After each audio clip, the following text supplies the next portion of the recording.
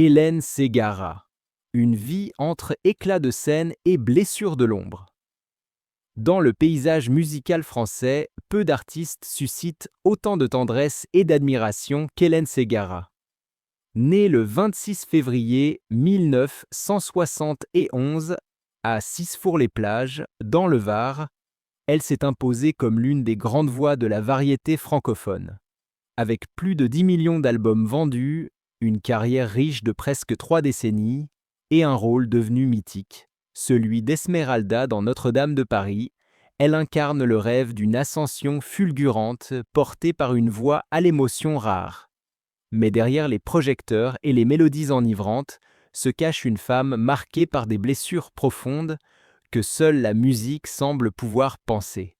Car si le succès a été au rendez-vous, la vie d'Hélène Ségara n'a jamais été un long fleuve tranquille.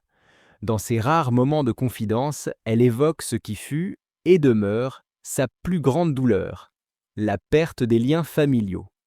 Le divorce de ses parents, alors qu'elle n'était âgée que de 8 ans, fut une déchirure originelle.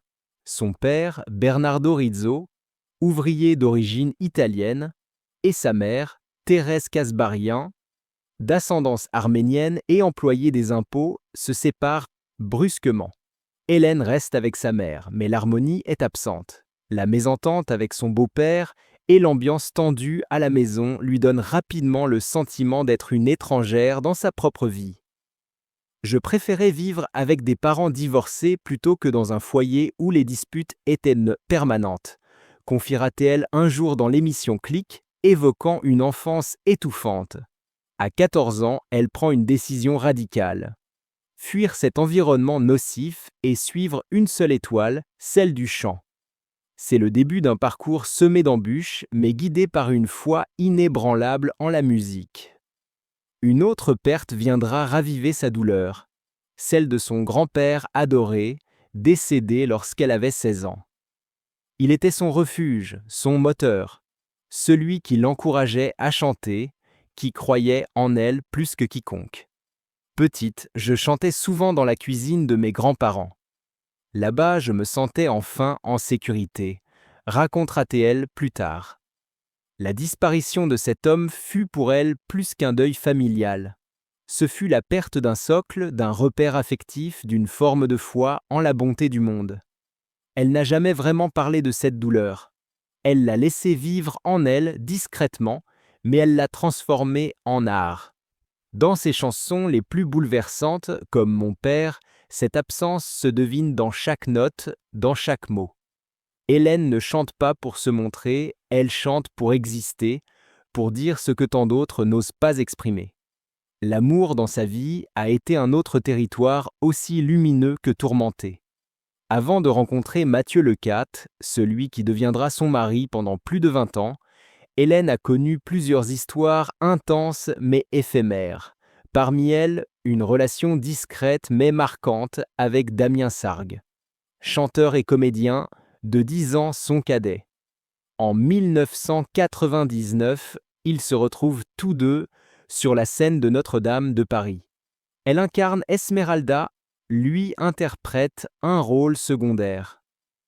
Damien, alors âgé de 17 ans, tombe sous le charme de cette femme à la voix puissante et à la sensibilité à fleur de peau. C'était une très belle histoire, Roro, confiera-t-il dans l'émission L'Instant de luxe en 2020. Il y a eu une étincelle immédiate entre nous. Leur romance, brève mais sincère, s'inscrit dans une période charnière pour Hélène, qui commence tout juste à s'imposer dans le paysage musical. Entre les exigences de sa carrière naissante et ses fragilités affectives, cette liaison restera une parenthèse douce amère.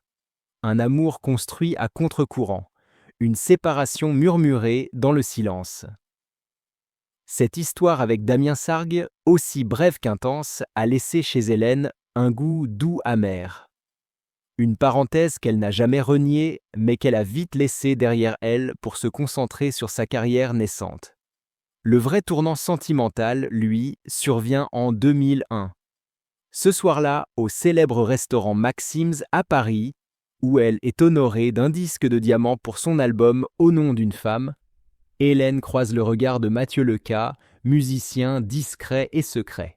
Le courant passe immédiatement. À l'époque, elle sort d'une année de célibat volontaire, lassée des déceptions sentimentales. Mais cette rencontre la bouleverse. « J'ai fait la chose la plus folle de ma vie. J'ai dragué un homme pour la première fois », racontera-t-elle avec un sourire timide sur France Inter. Ce geste spontané, presque naïf, marque le début d'une relation rare, bâtie sur la patience et le respect mutuel. Mathieu, homme réservé, la touche par sa sincérité. Ils choisissent de prendre leur temps, se découvrant doucement. On se voyait sans vivre ensemble, comme à l'ancienne. On en était fiers, dira-t-elle à France Bleu en 2021. Une approche précieuse dans un monde où tout va trop vite. Le 30 août 2003, ils se marient à Ajaccio, en Corse, lors d'une cérémonie intime, loin du tumulte médiatique. De leur union naîtront 2 enfants, Matteo en 2003, puis Maya en 2004. Hélène est déjà mère de Raphaël, né en 1990, d'une relation précédente. Pendant des années, ils forment un couple complice, solide, à la scène comme à la ville. Mathieu n'est pas seulement son époux, mais aussi son collaborateur artistique. Il participe à l'écriture, à la production, à l'architecture même de sa musique, mais les apparences, parfois, masquent les failles silencieuses. En 2023, après 20 ans de vie commune, les rumeurs d'une séparation commencent à enfler. Selon le magazine Kachira, Hélène aurait demandé le divorce en invoquant la lassitude affective. Une envie, dit-on, de retrouver cette flamme perdue, cette intensité émotionnelle qui lui échappait. Si l'artiste n'a jamais confirmé l'information, son silence prolongé sur les réseaux sociaux, où elle partageait autrefois des bribes de sa vie familiale, semble en dire long. Si cette rupture s'est bien produite, elle représente une blessure supplémentaire dans l'existence déjà éprouvée d'Hélène Ségara. Car plus que tout, elle rêvait d'une famille stable. « Je ne voulais pas que mes enfants grandissent dans une famille brisée comme la mienne », confiait-elle dans Gala en 2015. Mais lorsque le destin prend une autre direction, Hélène doit faire face à une forme d'échec. Non seulement en tant qu'épouse, mais aussi en tant que mère. Raphaël, Matteo et Maya restent et ses piliers. Elle les protège du mieux qu'elle peut, à l'abri des projecteurs. Mais cette rupture, si elle était réelle, a sans doute laissé en elle une cicatrice invisible, une tristesse qu'elle ne peut exprimer qu'en chanson. Chez elle, la musique n'est jamais un exercice de style, c'est un refuge, une confession déguisée, une jeunesse de lutte, une carrière forgée dans la douleur. Les drames d'Hélène Ségara ne se limitent pas aux certes affectives. Son parcours artistique est, lui aussi, jalonné d'obstacles. À 14 ans, elle quitte le domicile familial, étouffée par les tensions. Elle chante dans des bars, des restaurants, sur la Côte d'Azur, pour quelques billets et un repas chaud. À 18 ans, elle donne naissance à Raphaël, seule, sans soutien, dans une grande précarité. J'avais faim. Je n'avais rien à manger, avouera-t-elle sans détour au micro d'Europe 1 en 2020. Une déclaration bouleversante qui en dit long sur la ténacité de cette femme qui n'a jamais attendu qu'on vienne la sauver. Mais j'ai toujours eu de la chance dans le malheur, ajoute-t-elle. Cette formule, simple mais sincère, résume peut-être toute sa vie, des triomphettes fragiles, des épreuves silencieuses. Son obstination, forgée dans les difficultés de la jeunesse, finit par payer. En 1996, elle s'installe à Paris, bien décidée à changer son destin. C'est là qu'elle croise la route d'Orlando, frère de Dalida. Séduit par sa voix singulière et sa force intérieure, il décide de l'accompagner. Grâce à lui, son tout premier album, Cœur de verre, voit le jour. Le titre « Je vous aime » adieu résonne alors comme une promesse. Celle d'une artiste prête à tout donner, quitte à se brûler les ailes, Mais c'est en 1999 que la tragédie frappe à nouveau. Au sommet de sa gloire, dans le rôle mythique d'Esmeralda dans Notre-Dame de Paris, Hélène perd subitement sa voix lors d'un spectacle au Canada. Le verdict médical est sans appel, une tumeur sur les cordes vocales. Face à elle, deux choix déchirants. Une opération risquée qui pourrait lui ôter sa voix à jamais, ou continuer à chanter au risque d'aggraver irrémédiablement son état. J'ai cru que tout était terminé, Mookie, confiera-t-elle plus tard à Télé 7 jours. C'est alors que Céline Dion, touchée par son combat, l'oriente vers un spécialiste réputé. Hélène opte pour une chirurgie au laser, pari risqué mais gagnant. Elle revient en force avec l'album Au nom d'une femme, en 2000, disque de diamant, plus de 1 500 000 exemplaires écoulés et une reconnaissance unanime. Mais le répit est de courte durée. En 2013, un nouveau coup dur. Elle apprend qu'elle souffre d'une maladie auto-immune rare affectant le nerf optique, l'anévrite optique. Peu à peu, sa vision décline.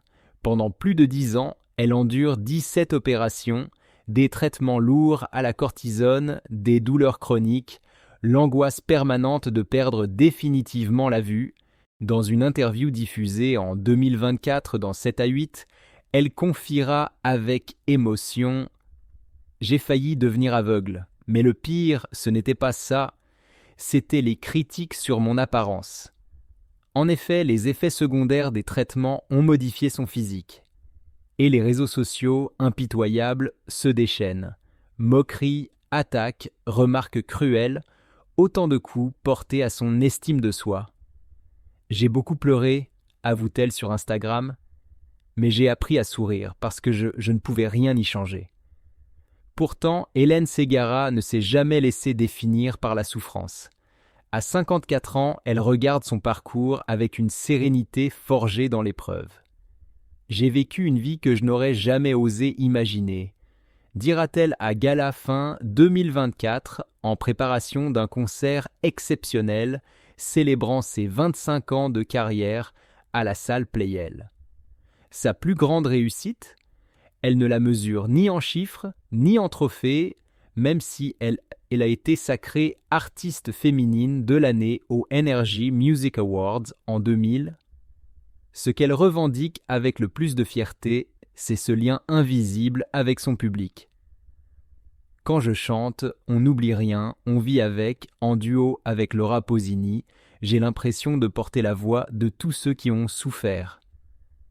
En 2003, l'album Humaine et son titre phare, L'amour est un soleil, marquent une étape de maturité dans son art.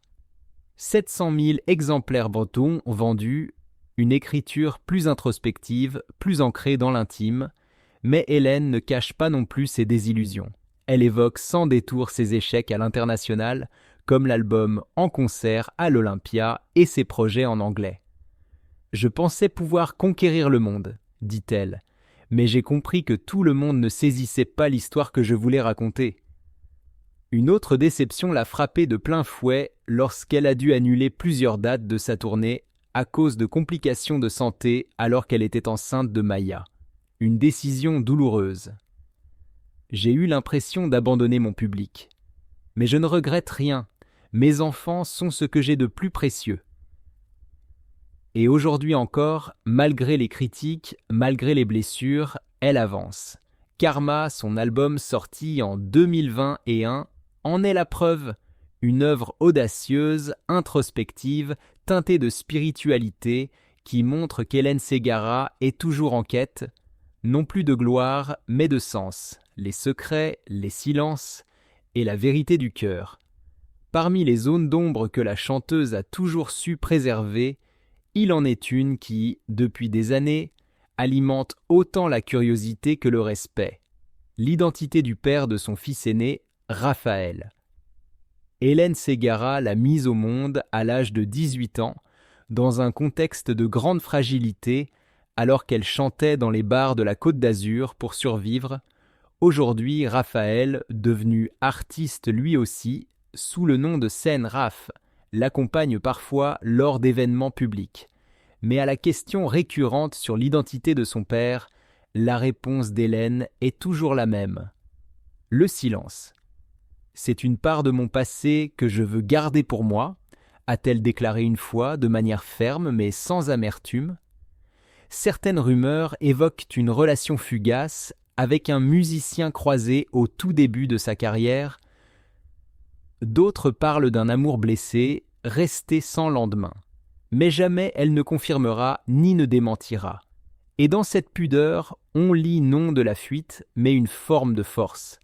Un instinct maternel de protection. Une volonté de ne jamais faire de son histoire intime un spectacle. La même discrétion entoure les véritables raisons de sa supposée séparation avec Mathieu Leca.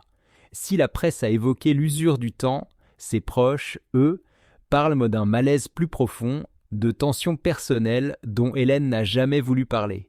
Une amie dira un jour d'elle « C'est une femme d'une pudeur immense. Elle refuse que ses douleurs deviennent publiques, surtout quand cela touche ses enfants. » Cette volonté de maîtrise, Hélène l'a également appliquée à son image. Lorsqu'elle traversait ses combats médicaux, elle a tué ses faiblesses. Elle ne voulait pas qu'on la voie vaciller. « Je ne veux pas qu'on me voie pleurer », confia-t-elle à Télé Loisirs. « J'essaie toujours d'être forte, même quand, à l'intérieur, je suis en train de m'effondrer. » Et c'est peut-être là, au fond, que réside toute la beauté du personnage d'Hélène Ségara, dans cette tension permanente, ce fragile équilibre entre la fragilité assumée et la dignité farouche, entre les douleurs intimes et cet élan créatif qui l'a toujours poussée vers l'avant, ce qui aurait pu la briser, les déchirures familiales, les amours interrompus, les combats de santé éprouvants, ne l'a jamais figée dans la plainte. Ses blessures Tadela, au lieu d'être des obstacles ou des prisons, sont devenues des passerelles, des ponts entre elle et les autres, des portes d'entrée vers une émotion universelle. Hélène a su faire de ces failles une matière vivante. Elle les a tissées dans ses chansons, les a transformées en mélodies, en paroles sincères qui touchent ceux qui souffrent en silence. À travers sa voix, elle offre une résonance à ceux que la vie a cabossés, à ceux que l'on n'écoute jamais, à ceux que la société efface doucement.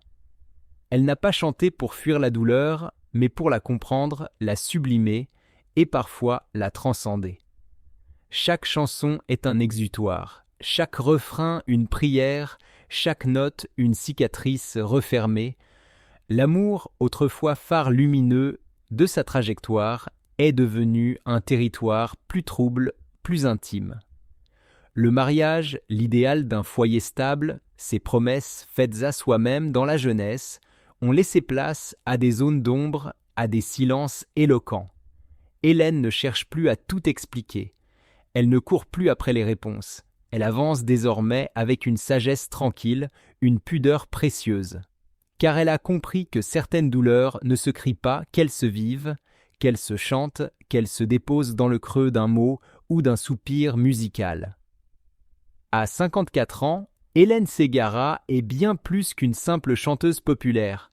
Elle est devenue, au fil des années, un symbole de persévérance, une figure lumineuse de courage tranquille dans un monde souvent bruyant et cruel. Elle ne se contente plus de chanter des mots, elle les incarne. Elle est la voix de ceux qui n'en ont pas, l'écho discret des blessures muettes. Elle est cette femme que la vie a mise à genoux plus d'une fois, mais qui s'est toujours relevée, tête haute, cœur ouvert. Rescapée de son propre passé, Hélène est le visage d'une résilience douce, d'une poésie née dans les ruines du chagrin, une femme marquée par les absences, par les épreuves, par les renoncements, mais jamais par la résignation. Une âme vulnérable, certes, mais indomptable. Chaque cicatrice en elle est devenue une note, chaque silence, une parole, que seule la musique pouvait exprimer. Elle est cette artiste rare qui n'a jamais triché avec l'émotion, qui a toujours préféré l'authenticité au maquillage des apparences. Dans sa vie privée comme sur scène, elle avance avec la même force silencieuse. Une mère lionne, farouchement protectrice de ses enfants, prête à tout pour préserver leur équilibre et leur dignité, face au tumulte du monde. Une femme pudique qui ne s'épanche pas dans les médias, mais qui dépose dans ses chansons tout ce qu'elle ne peut pas dire ailleurs. Une artiste habitée dont la voix, tantôt brisée, tantôt flamboyante, est devenue, pour beaucoup, un refuge. Un espace où la douleur a droit de citer, où l'espoir, même fragile, n'est jamais tout à fait perdu. Hélène incarne une génération d'interprètes profondément humaines, capables de faire de leur faiblesse une force, de leurs doutes une vérité.